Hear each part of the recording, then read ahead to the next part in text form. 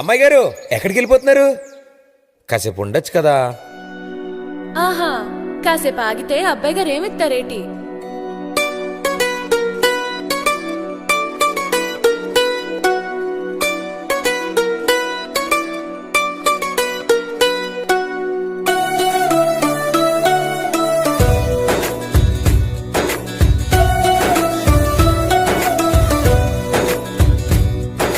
నీలి నీలి ఆకాశం ఇద్దామనుకున్నా, మబ్బులు నిన్నే కమ్మేస్తాయని మానేస్తూ ఉన్నా.